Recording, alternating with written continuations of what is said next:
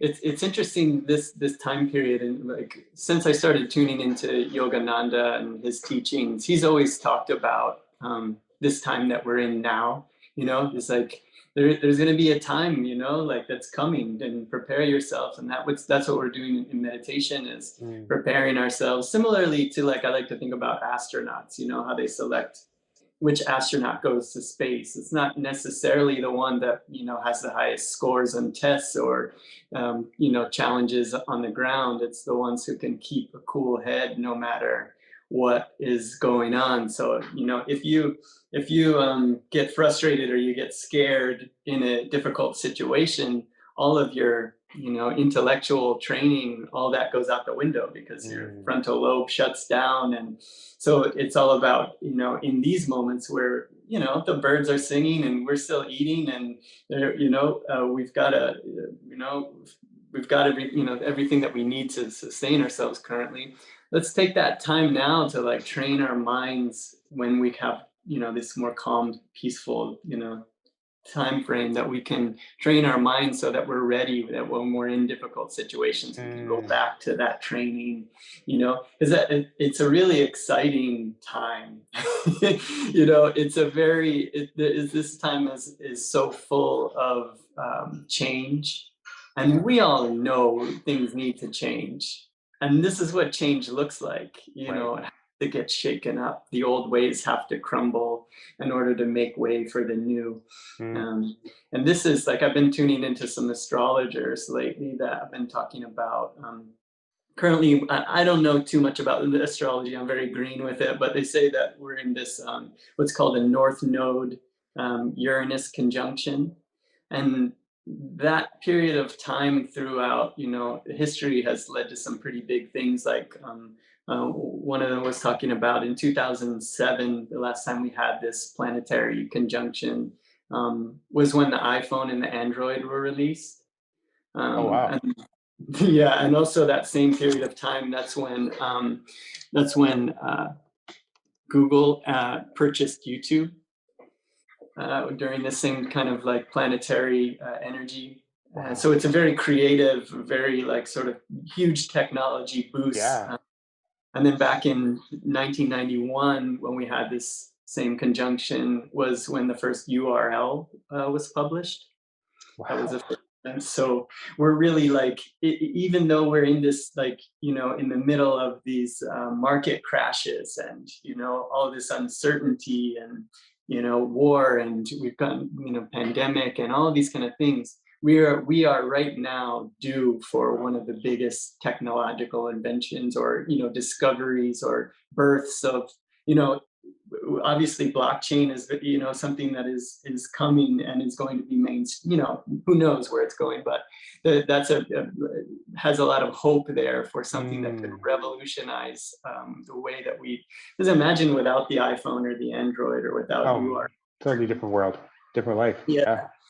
Yeah, so like what's it going to be, like what's coming for us that's going to like bring us into this next era. And with like back when I was originally hearing Yogananda's predictions about this time period, where they would say things, the talking about the economic crashes, and the war, and all of pandemic, and all these things that are coming. It scared me back then before I had the training, like Mm. it was like, oh wow, but now I'm warming up more and more to, this is life as an adventure. We are in, all the gurus and the lineage that I follow. They say we're in an ascending age. We're in the age of energy, and this is an Mm. ascending age. It's getting better, and it's so obvious if you look around. Like, the consciousness of the planet, of humanity, is Mm. getting more and more conscious. I mean, it just is like, and so many people after the lockdowns, so many people are showing up in way more genuine and caring ways, and just people that you talk to, or even family members, or Yeah. people before that maybe you had difficulties with. They're just everybody seems to have done a lot of inner work over this time, Yeah, I and agree. you know So so true. we're all like leveling up.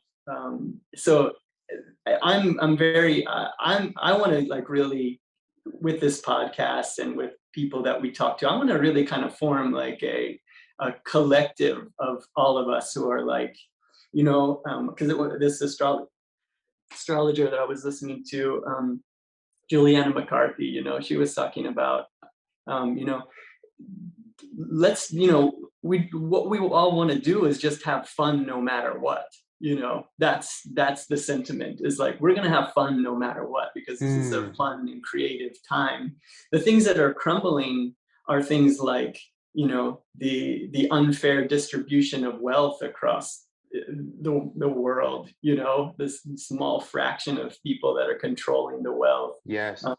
the way that we farm, the way that, fossil fuels, like all of these things, like that are, it's a karmic reckoning coming with all of those things. They're not sustainable. They don't last. You can't Yeah. keep going on like that forever. And those are the things that are crumbling and having to be reevaluated. So it's going to be scary, for, I guess, if you're attached to, I mean, and a lot of people are, it's like stock market, all of those things. In the same way, we were talking about at the end of life, you have to let go. Like, even if you got a lot of money tied up in stock market or in crypto or who knows, these things Mm, have to be able to like just, okay, this is the crumbling of the old ways and new things are coming. Stay strong. Don't get scared. Have yeah. fun. Don't be attached to all these things. If we can do that, we're gonna get through this. And I think we can be like a support for each other through this time and really Yeah. have. I agree. I agree. I think I was just in that the gentleman that I was speaking with before we jumped on this call, who does estate planning, he, you know, one of the things he actually just said to me, so he asked me at the end of the call, what do I do? And I said, I have a few different things. And I said, but my passion is my work as an author of children's books. And, he was shocked. He's like, what, you're an author of children's books? I said, yeah. And he's like, do you visit schools? And, like what is it that you do? And so I went through, I'm like, I visit schools, there's a video on my website, and, I have books. I'll send you some of the books. And he says to me, he's like, um, you need to get a book called Show Your Work. And he's like, everything that you do, you have to make sure that you're showing this process, like show what it is that you do. And he's like, no one wants to see this perfect guy. This like, oh, he's an author, everything's perfect. He writes books like they want to see everything that you put into your work. And he's like, and what's really interesting is like these platforms that are built, like you can really meet the needs of everybody that's not just in your neighborhood but around the world. There's like an interconnectedness at this point. And he starts to go on and talk about it. Now remember, this is an estate Yeah, planner. stay This, planner, right? you know what I mean? Like he's not Yeah. really, but he's just all of a sudden attached to the fact that there's something that makes my heart sing. And he's like, you got to get your message out there. Like this Mhm, world's so interconnected. I'll help you. Like I believe in this. And I'm like, mhm, wow. Like for one, this guy's giving me advice in his space that he probably wouldn't have a year ago. To your point, mhm, and there's like this, like you said, above and beyond what we do for a living or what we have in our house or in our pockets. There's this really human it's like this desire to see all humanity rise. And not everybody has it, but I feel like I'm mhm, feeling it more and more, where people almost become happier by seeing other people succeed. And I'm just like blown away by that, especially in the superficial social media. Let me show you where I travel to or how my body looks. mhm, Um, that sometimes takes takes front and center. But I do believe mhm, that there's a growing number of folks who are seeing a lot of value and like they have like this true appreciation for seeing the success and happiness of other people. And you're starting to mhm, even see that on social media channels where it's like they go over, there's people now that film themselves going over to people who are really down on their luck and like giving them some money or buying them some groceries or giving them some food. And yeah, it's a little bit like, you could internalize that as saying like this person's just doing it to make themselves look good. But I don't mhm, get the sense that may not only be the case. If it is the case, it mhm. may be a smaller percentage. But Yeah. the greater picture is like the fact that they're genuinely trying to help someone else, but also the amount of people that watch those videos and like it and comment and wish them well, like there's something Mhm. really inspiring. There's so many ways that you can earn a buck these days, trading stocks, showing your body if you have a nice body to get the views. But I feel like there's more ways that you can actually be successful by actually making a positive difference in this world. And I do see that there's a wave going in that Yeah, direction. I mean, I'm stoked that that's in vogue, that's in fashion to like do that Yeah. kind of thing. So even if you're doing it for likes, you're still doing something better than you were doing before. you know? Yes. But most people genuinely are not doing it just for that. It actually it feels good to give people to make somebody smile to do and like Yes. that's so great that that's like in fashion now. Yeah. Yeah. Like we're so tired of like just digging each other online or judging everybody and all that. Just that feels terrible, and I think social media allows us to like quickly move through those phases faster. Yes. It's Yes. like so you get so sick of it so It's a fast. good point.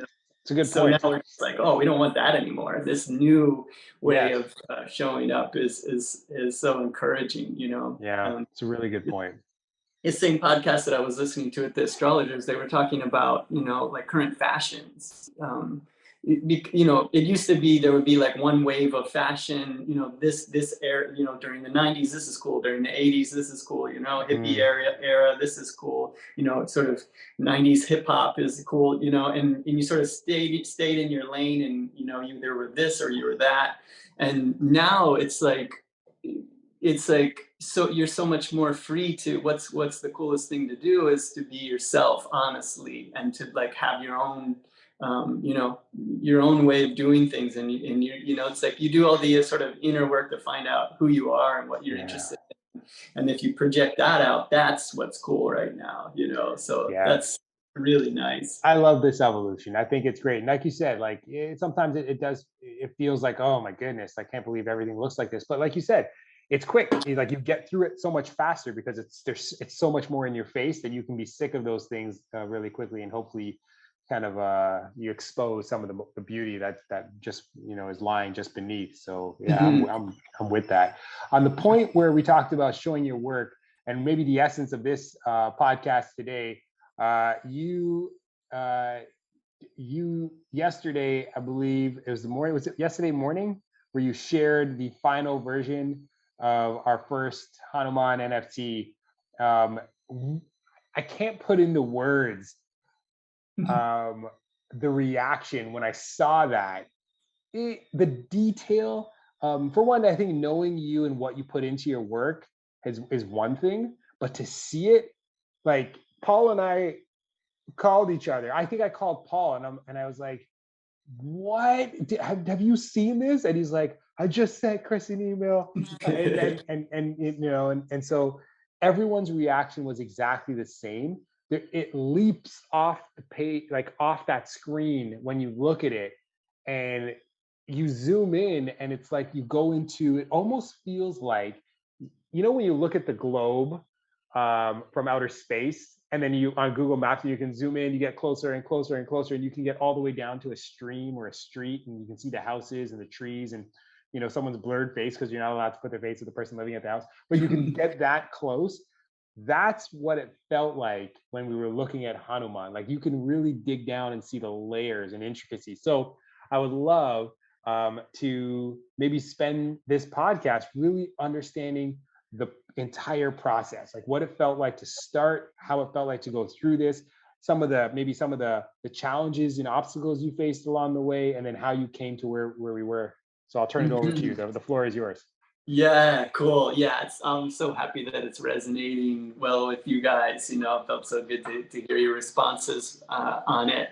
It's like with this project specifically, since I'm working on this deity, this representation of this force of nature, this way to personalize and have a relationship with.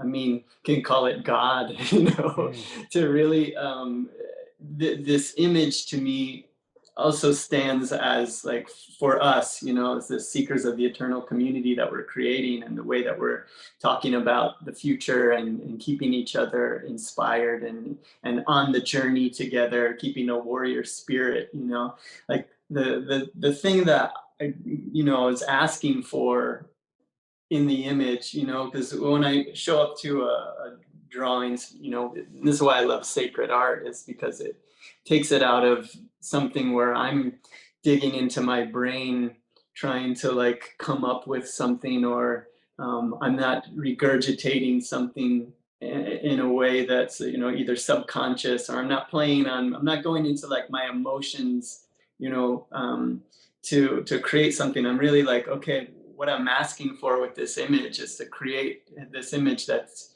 inspiring to others, that evokes a feeling of power in dark times, and gives us courage, and awakens that within us. Like this idea of Hanuman is, I think we talked about it before, is that he was cursed as a young monkey. He had all these superpowers. Think of him as a superhero monkey, has unlimited powers, and has a monkey mind. So he's causing a lot of trouble. So he was cursed to forget his superpowers.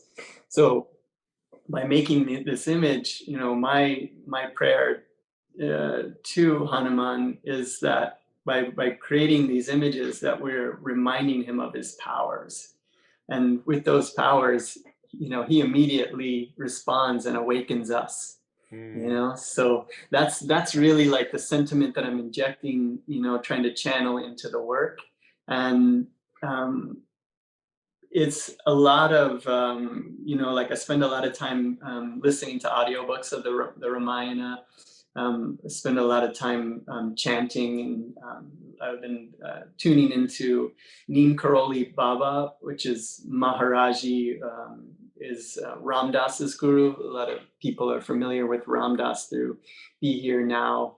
And Maharaji, Neem Karoli Baba, was, when I heard Ram Dass talking, I know about Ram Dass because he was big in the 70s, 60s psychedelic era movement with Timothy Leary, and was doing psilocybin experiments in Harvard during that time, and all this kind of stuff.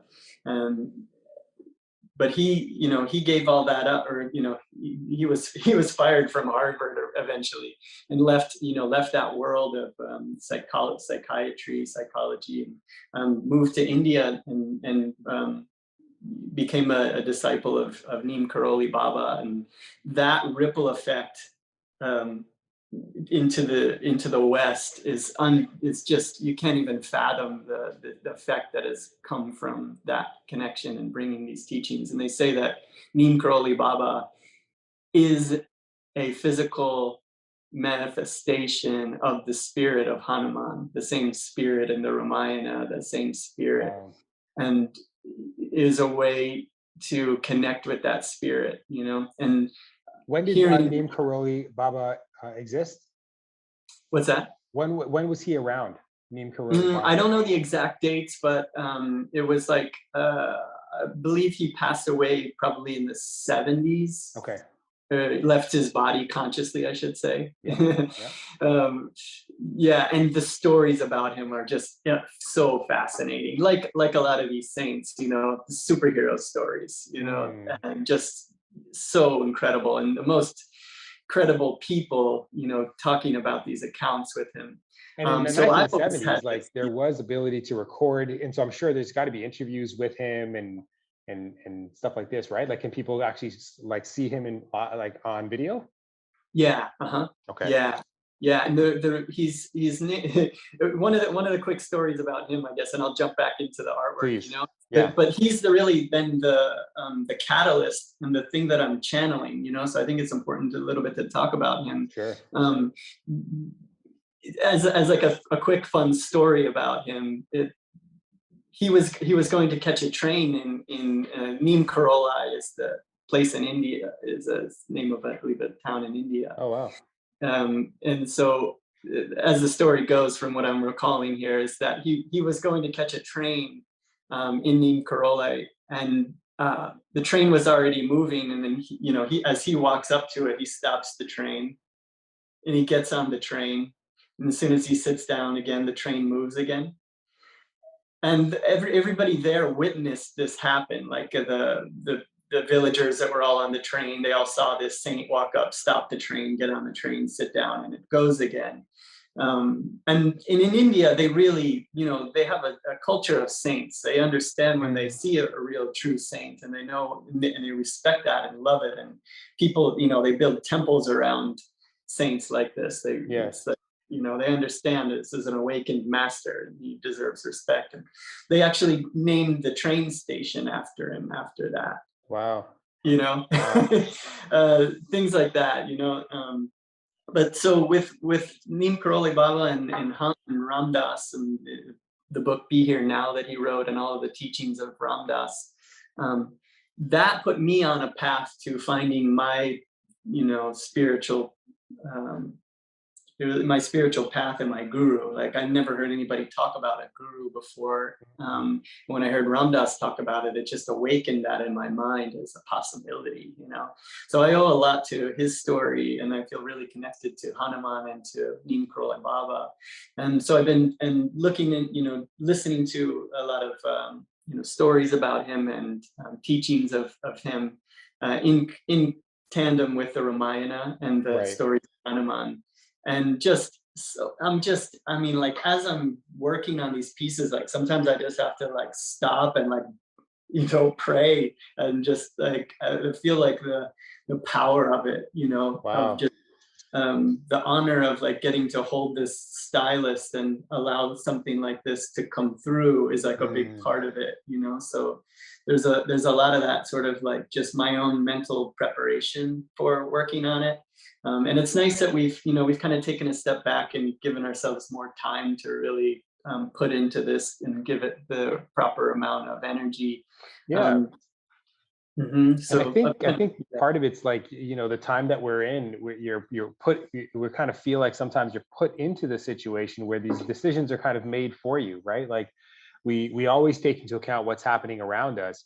And if you feel, you know, we made some decisions to create more time for ourselves, but we also, we did it because there's things that are happening within the market where we're thinking about our community members and the people that we want to be a part of this. And so sometimes it almost feels like there's something bigger a force at work here, Mhm. that's really like moving all the pieces to make sure that this is given the right attention and time that it needs. Yeah, that's what's so exciting to be working with you and this team where we all get that and we all Yeah. know that we're all working hard. We're all putting in all of this effort and time and energy, but we're like, like Bruce Lee says, we're like water. What comes up, we're adapting and we're Yeah. taking that into consideration, and we know that we're doing something that is bigger than ourselves. And Yeah. um, I was listening to Michael Trainer's podcast the other Hmm. day last night, and he's got one called Peak Mind, and he said something. I hope I can remember the quote there, but he was talking about how it's you know is it as you're creating something, is it about that um, you need everyone to he was relating it as like in a way of like talking about music and singing. So he was like, if you're a singer, is it about you needing people to hear how well you sing, or is it because you're singing a song that needs to be sung, it Mm, needs to be heard, you know and that really like hit home for me. Is like kind of what we're doing. It's like I'm yeah. not trying to make these images so that you're like, oh wow, Chris is so great, like you can do this thing. I want to make something that's beautiful and impressive and Right. makes you want to stare at it and spend time with it, because it's a song that needs to be heard. Mm, It really doesn't have anything to do with me, other than me just putting in the time to make myself into a right. channel, and all of these years that I learned how to draw lines. Yes. Yes. Yes. So then it's Yeah. like, That's okay, beautiful. now that I I've love done that. that work, I can like ask for it. And then and the more clear that I can get, the more like I can tune out all of I can deal with and dissolve sort of all the sort of daily conflicts that we're all dealing Yeah. with. And then if Yeah, I can that's show up beautiful. to that, if I Tell can that show up to share clear. that with, yeah, share that with Michael today as well. I'm sure he's going to really appreciate that. Yeah. So yeah, like yeah, his podcast has been really great. It's so cool to be able to connect with him. Yeah. Um, yeah, and so with the artwork, if we can get into more. Okay, that's sort of the mindset of Yes.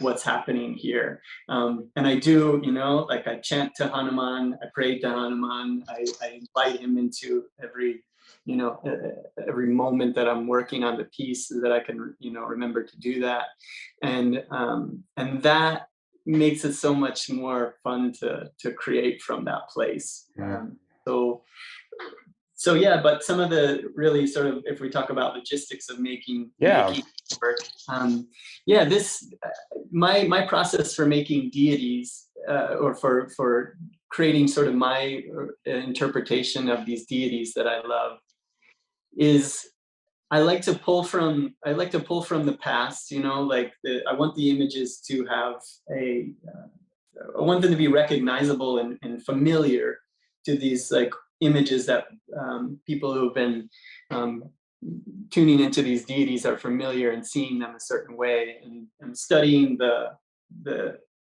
the aspects or the qualities or the symbols, making sure I'm getting the symbols right. Mm. Um, there's so many stories that have different ways of doing things. So there's a lot of variation. There's not always just one way to do it, but making sure that I understand like why I'm putting something here, or what that symbol means, what this color means, um, uh, what this mudra means, like that sort of thing. And that's what I love about mythology and about sacred art. Mm. I grew up here in St. Petersburg. We have the Salvador Dali Museum. So I've always been, so fascinated with all this symbolism within his Yeah. paintings. You can take 3 tours from 3 different docents, and they'll all tell you like different things about the same painting, because there's just so much depth and symbolism and meaning behind all of the pieces and parts of it. And so I really love that. So I do a lot of research around the deity, and so but what I like to do is I pull from my aesthetic really comes from the Kranak pattern, the traditional Thai pattern design that you see in Thai temples. Mm. So a lot of the ornaments and the jewelry and the style of that, and the crown, and the way that his face is depicted, it comes from like a traditional Thai temple designs. Okay. And then I also pull from Tibetan Thangka paintings. I really love they have in the Tibetan, Tibetan Buddhism, it has like a sort of like a darkness, an ominous sort of vibration with it. And I resonate a lot with that, with my spiritual practices, about kind of like going into the darkness and finding the Mm. light, and same with kind of like we're in this time now. It's like, yeah, don't get scared. This is where the greatest transformation happens. This Right. is just a big collective trip that we're on. Don't get scared. Remember your traveling companions. Remember, we're all just tripping and we're learning, Yeah. So I like to have a bit of a, it is like, okay, we're taking on this mission, this journey. This is a hero's journey. It's not going to be easy. We're going to face our demons. We're going to be, so I like to have that sort of power in the pieces too. Like, we're going to be going on a difficult journey together, and Hanuman as like as Yes. our guide. Like, we keep our eyes on him, and we'll be able to get through this together. So yeah, so with the artwork, it's kind of those two aesthetics coming together, and those are two of the things that led me onto the spiritual path, going to Thailand and doing some meditations with some Thai monks, and like the early Tibetan Book of the Dead studies, and my psychedelic experience. All that sort of like got me really fired up and Right. onto the spiritual path, as well as Hanuman. So those are the two things that I'm bringing into the aesthetic of it. What I like to bring to the table, because I'm a digital artist and I have all this technology. I've got Photoshop, I've got 3D programs, I got a big tablet that can get all my geometry perfect and those kind of things.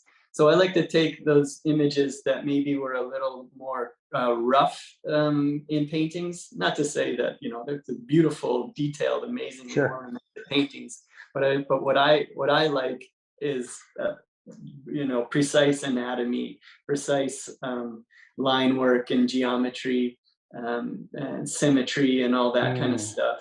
So I like to bring that into it. So when I'm creating, I'm looking at a deity, I'll study like thousands of paintings of Hanuman, and create, Pinterest boards with all of these images and really like, focus on them and feel like which aspects I'm liking, which mm, pose is doing it for me. Uh, and then also with this being generative, thinking about, okay, this pose has to, he has to be able to have yes. the arm motions, holding different things, different crowns, different facial expressions, all that. So putting a lot of effort into like, okay, making this template, this blueprint. Yes. And there's so many layers, right? To each Mhm. NFT. So how many layers do you think you would have put into, the first NFT that we just finished, the first Hanuman NFT? Yeah, so like yeah, layers of yeah, I just probably it's just endless layers that I clean up, at the end, because it's all the colors are on separate layers. All of the pieces need to be on separate layers so that we can say remove the arm, remove the hand, Mm, remove the hair, remove the, all that stuff. So yeah, usually this is probably hundreds of layers that I unbelievable. work with. And then this one's layers on top of layers because we're gonna do 8 aspects of each of the parts. Yeah. So yeah, it's a And really complicated thing, but it's so cool. Like they say that the Ramayana itself is known as the most generative story of all time. mm, And so with this, I think it's really cool to be making a generative image that is now. cool. That is Technology really for it. cool. How do you come up with the color scheme? Is this also based on what you've seen in studying thousands of Hanuman and visiting the temples in Thailand, or is there a bit of like, do you also follow a little bit of your own intuition when it comes to choosing color schemes? Yeah, it's a little bit of my own, and then combined with like a lot of looking at murals in temples.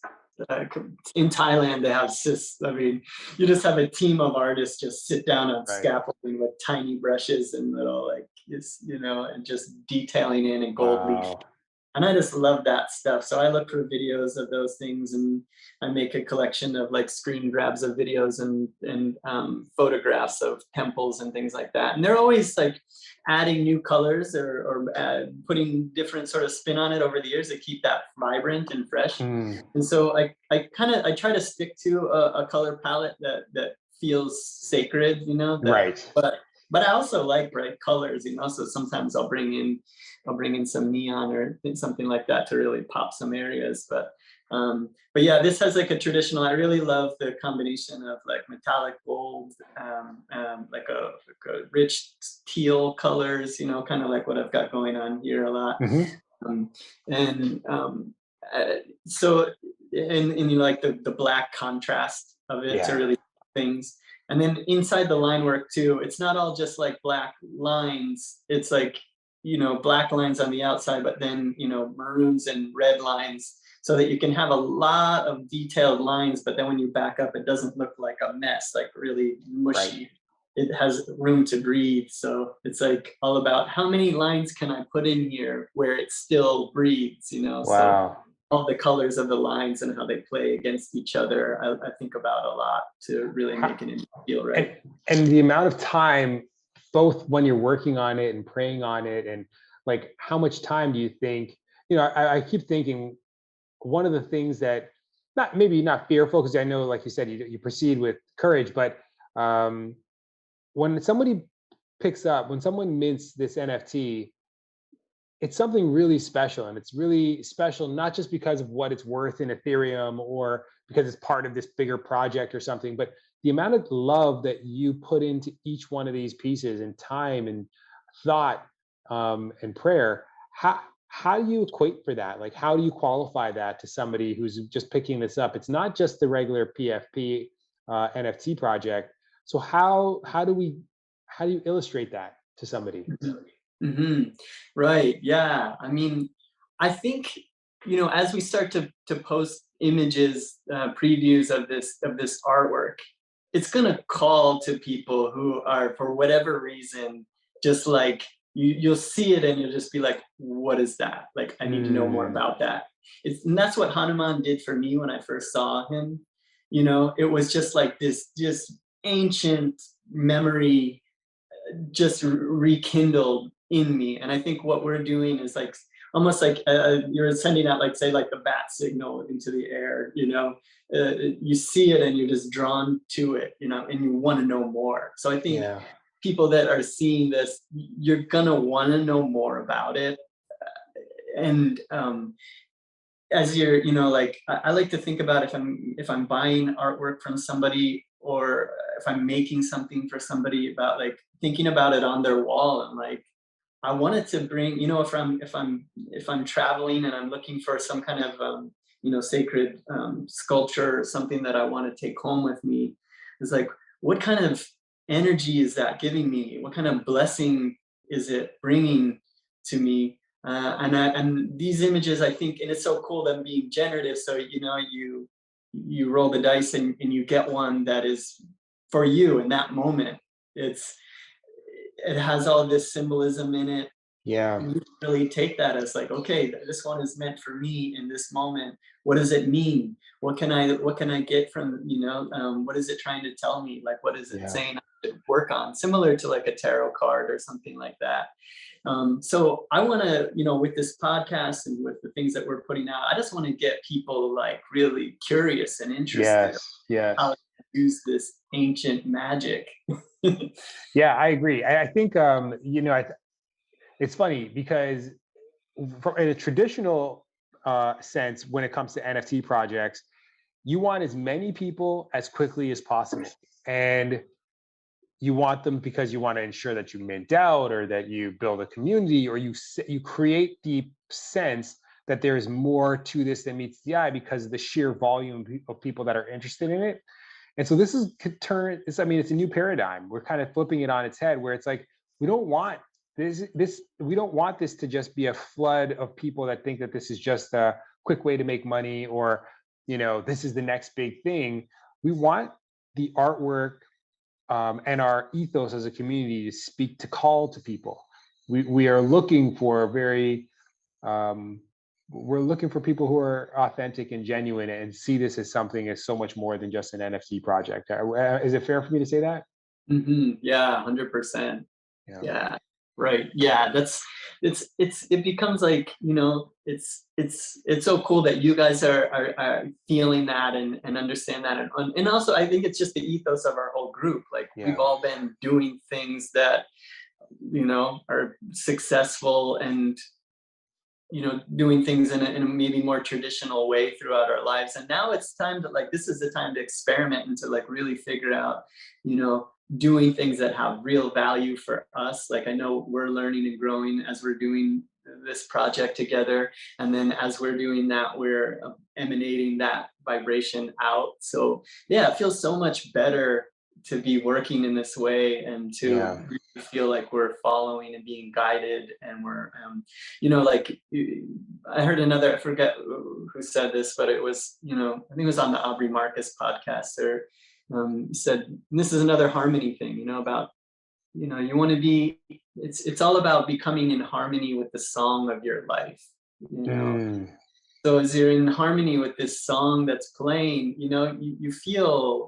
you feel safe and comfortable, even navigating really difficult, treacherous things. And not to say like I don't have my daily freak out, wake up, and just like, how am I going to accomplish all this? Or, yeah. what did I get myself, but then always like having the tools to like, okay, recognize, because as we take steps, we've invested a lot into this Yes. project, Yes. doing a lot of things that are very risky, we're putting a lot of effort and time into something, and of course you're going to, this threshold guardians come up, and are you ready to, move into this new phase, and you have to Yeah. like get your courage and walk forward knowing that you have competence and courage. Yes. Yes. And so every day I don't want to make it sound like this is easy for any of us, like we're all like taking huge leaps away from Yes. known comfortable into the unknown, difficult, It but is. more rewarding world. That's it. It's the belief that there's something bigger beyond the way that we may be feeling in those anxious moments, and all of the ways that we feel. Um, that's the that's the currency to get to where it is that you're trying to get to. I think of it like I talked to my daughter about this just in a very simple terms, like when she goes to school and she has all these hard challenges and she's like, Daddy, sometimes I don't want to go to school. She once said to me, Daddy, I wish you were a little kid in my class so you could just be there with me throughout the day, which is heartbreaking as a dad because you're just like, she's just looking for that assurity and that courage. But I said to her, I said, baby, if it was so easy every day, you just got up and everything was just super easy. I know it sounds like, wow, then just happiness all the time. I said, but like, imagine if you didn't put in the work to learn how to do a cartwheel and you just woke up one day and you were able to do it, you would have never turned to me and be like, Daddy, look what I could do. The Mhm. excitement comes from knowing that there was challenges prior to before you could, be so happy about the fact that you achieved something. I said, so you have to go through these really challenging things in order to even enjoy the moment of success or achievement. And Mhm. so I said, so I know sometimes you see these challenges and it seems like it's the entire world. And I said, but I promise you it is anything but that. This is the steps that it takes for everybody to enjoy it when it finally happens. Without it, there is no joy. And Mhm. so she's like, okay, Yeah. Daddy, I'll trust you. It doesn't feel good, but I'm just going to do it anyways. And it's funny because sometimes now when she comes back and sees me, she's excited to tell me about the challenge, Oh, not cool. not the success, which is pretty Yeah, cool. that's an awesome thing to learn Yeah. when you're young. Yeah, man. Yeah, because Yeah. like if you can have that mindset as you're going through it, because you always look back like hindsight and be like, man, and you love telling the story about how hard it was to like do the thing that you did. Like I try to have this practice of like, when I'm going through a really tough thing, it's like, Mm, even before I was on podcasts and things, like imagine yourself like on a podcast talking about that really difficult thing that you went through. yeah. And now, and you'll be like, oh man, I need to make this a little harder so I can have even more story, Right. You know? So you want it to be a good story, or else nobody's gonna care to listen to it. That's so true. Nobody wants to hear about how you bought this Ferrari because you got, inherited some money or That's whatever. right. Yeah, that's right. There's nothing to tell there. You just Mhm. yeah. So Yeah. okay, so we know about the ethos of the NFT project, what you've put into each one of these NFTs. Where do we go now? So obviously this coming Friday, we're going to be hopefully making a couple of really cool announcements, sharing some of this phenomenal artwork, where it started and the transition to get to where it is. What's the vision now? So where do we go from here? We have our first Hanuman NFT. What's next steps for you, and next steps for us sharing it with the community? hmm Yeah, so yeah, I'm really looking forward to starting to share the images of this. And so now that I have it's like the blueprint, we've all come to, okay, this is the image. And now I'm going through each of the different traits. So he's gonna have, 8 different facial expressions, 8 different crowns and hairstyles, and all these different symbols that he's holding and all that. So it's exciting now for me because I think I've gone through the task of like wanting to make sure that the look is right and the vibration is right of it. And now it's like, okay, cool. Yeah, we all agree this is it. Go. So now it's all right.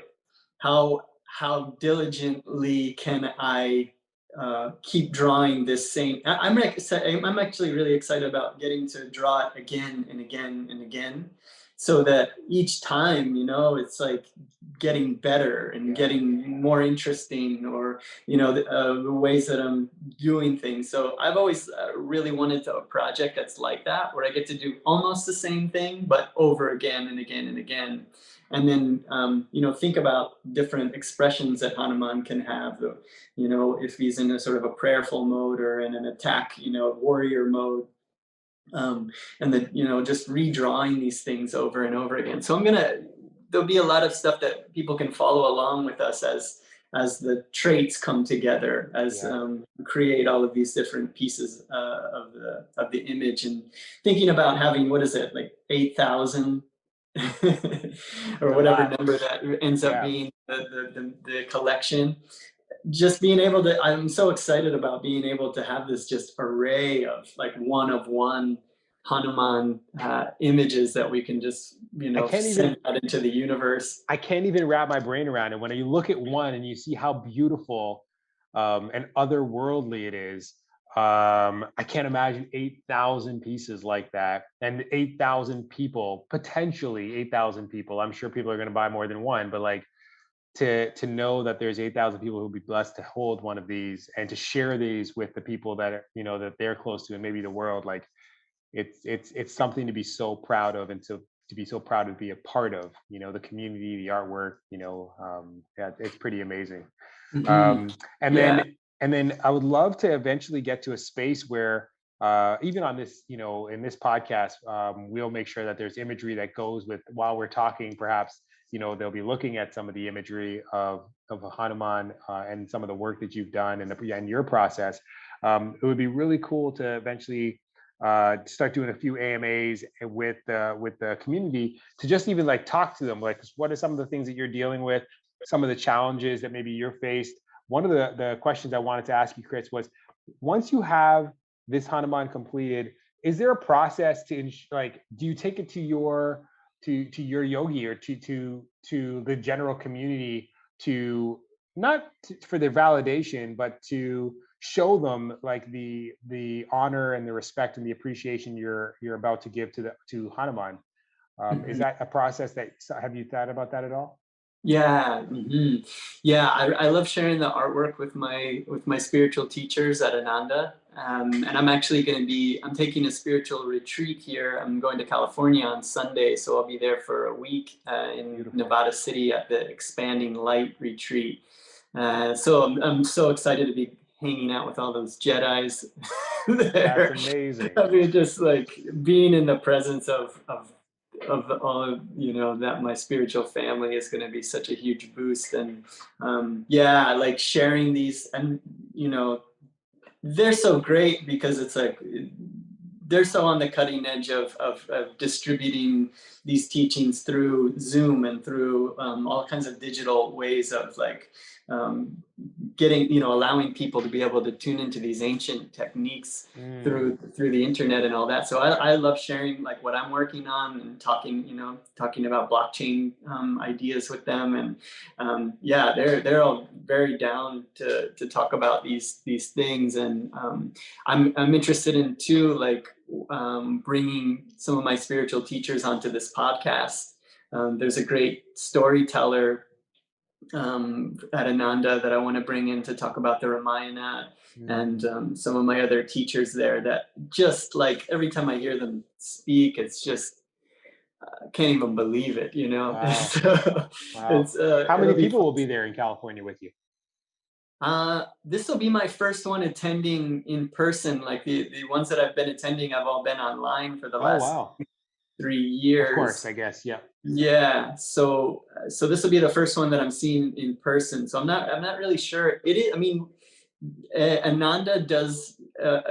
It attracts highly sincere practitioners. So it's Mm. not like a massive thing. People that are interested in Yogananda's work and take going down this path, usually it's a little smaller number. Okay. But there is it. They have a large facility there that we'll all be gathering in, and they bring in teachers, like the best teachers from all the Ananda villages Wow. all over the U.S., and they also have them in India and in Italy. And people Uh, can log in, like can sign up for the event virtually as well. right. Yep. Okay. Yes, you can. Yeah, you can tune in online. So yeah, so I'm excited about bringing them into this project and adding their wisdom to it as well, and helping to expand that. And yeah, like it's nice too to have that support and that wisdom that I can tune into to make sure that everything is vibrating properly for the really for the opportunity that we have by, I think about Hanuman, like backing up, thinking about like Neem Karoli Baba and Hanuman. Mhm. Um, uh, Bill Gates, I mean, not Bill Gates, but Steve Jobs actually spent time in India with Neem Karoli Baba. Like, Wow. yeah, like yeah, like very much a devotee. He wasn't, I don't think he ever, who knows, I don't know what his like real inner spiritual, but he was going there in order to get inspiration for what he was bringing to the world. Wow. Yeah. So his reach is just amazing. Also, they say that also Mark Zuckerberg spent time in India with Neem Karoli Baba when he was creating Facebook. Oh my. um, So mhm. Neem Karoli Baba, sorry, so he wouldn't have had died in the 1970s then, right? Oh, you're right. Yeah. So yeah, maybe it was later on. Yeah, later Yeah. on. Mhm. Yeah. Yeah. Wow. That's such an interesting space. I think maybe even just having a place within our Discord that highlights the events that, and whether it's virtual or IRL, like I would be really cool to even like keep our community up to speed, and maybe they can access it for their own information. Yeah, yeah. Me, I'm so bad with dates, so I don't think about times. I'm like, okay, yeah. Yeah. Whether he's in the body or not in the body, I just don't even really pay attention to so much. But yeah, but yeah, he must have been around. Yeah, so before the beginning of Facebook and things like that, as well as Yeah. the launch of Apple.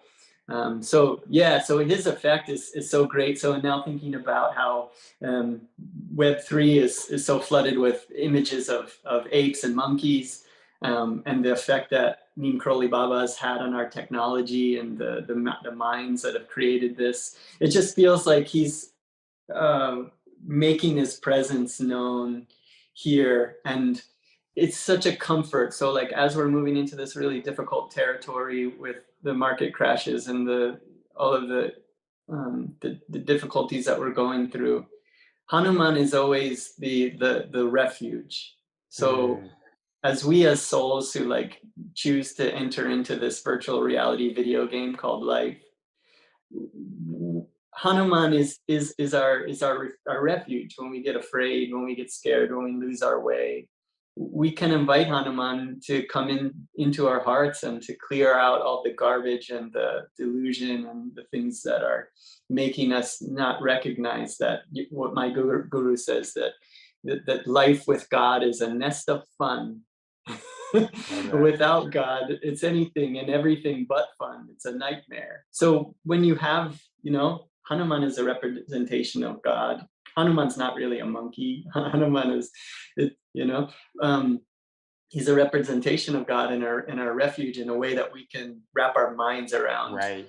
We need an image and a story. We need at least something that we can, eventually you can just tune into the abstract oneness of source vibration of all creation. But Sure. these are bridges. So if you can hear a story about the greatest friend, the most loyal and best leader, and the most wise and devoted and most powerful being that ever existed, and he's your best friend and your servant and will do anything that you ask, even if it's just desires, like even if in your life, maybe you just really feel like you need to earn a bunch of money, and Hanuman knows that's not going to be the thing that like ultimately leads you to enlightenment or happiness. Mm, But if you go, okay, yeah, all right, yeah, okay, well, I'll bless your endeavors. If you're tuning into me and you're asking for these things, I'll bless your endeavors, and then you'll do that, and you'll be like, huh, that didn't really bring me happiness, and then you'll be oh, really ready interesting. for what's to come, what he That's really interesting. wants to do. Mhm. Yeah, that's So really he's there interesting. to help us. Like, it's like, think about like, let's really like gamify our lives, like Ganesha, Hanuman, they're all these characters in our own personal video game that we can like entreat to like help us when we need it. We're not alone. Just like with your daughter going to school, you're not there. She could start listening to stories about Ganesha, because Ganesha Mm, is just like your best friend. Ganesha is Ganesha likes to eat food with you. Like when you're eating good food, say you're on vacation by yourself, you took some vacation by yourself. You're like, oh, I wish there was others around. You can be like, Ganesha, like enjoy this food with me, enjoy this view with me. Like, so mm, you're doing it with God. It's you and God really, but Ganesha is like a character that's your best friend. So right. you can gamify it and just bring these characters into your video game to give you courage, to give you support, to give you creativity. That's really what we're doing with these kind of things. They're Yeah, I love simple. that. Love that. Mhm. Is there anything else you just want to share with the community, Chris, before we go, or maybe a final blessing? Mhm. Yeah, I think, I just want to like every time that we come on to this screen, like I just want to keep charging us with like this curiosity and sense of adventure as we move into the future. Like even though this is a time of a lot of upheaval and a lot of things that are falling apart, like it's the most creative, like it's the most creative time, and we have the most tools at our disposal to like really impact the world. So always what takes us out of the dismal darkness is art and creativity and Mm, innovation and all of these things, and we have that that's like the most, if you look around, like that's the what everybody is doing right now is being so creative and innovating, and so we have like all of this power right now, and it's gonna, we may have to eat beans and rice for a little while, we might, who knows, but it's let's let it fall so that we can allow the new world to be built, because it's going right. to be so much better and it's going to be worth it. So whatever happens, let it come, and let's all just like keep each other, be support for each other, courage for each other, and we can use images like Hanuman as like our power images when you get scared. When you're in a psychedelic journey and you get scared and you lose your way, like you can have things there with you that bring you back. Remember your friends. Remember these symbols that like help bring you back. So Mm, that's what I want to do with this, is just keep bringing us back, because we'll forget and then we'll get reminded again, and we'll forget and we'll get reminded again. Like psychedelic experiences, I think what they're great, but what happens so much is that people don't integrate those experiences into their life. So this will be a way that you can integrate. We'll keep reminding you that you're on this journey. We'll keep reminding you of things that you're supposed to be remembering on this journey, so that you can go through it with a smile rather than, fear. Don't play video games afraid. Like nobody would do it true. if you're gonna play the video game and you're afraid the whole time. Yes.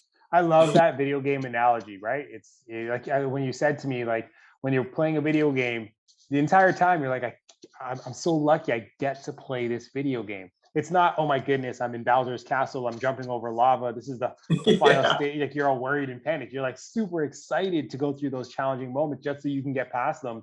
And you're almost like, bring on more. I could deal with this. And I just thought that was such a great perspective to share. So thank you for that one, Chris. Hmm.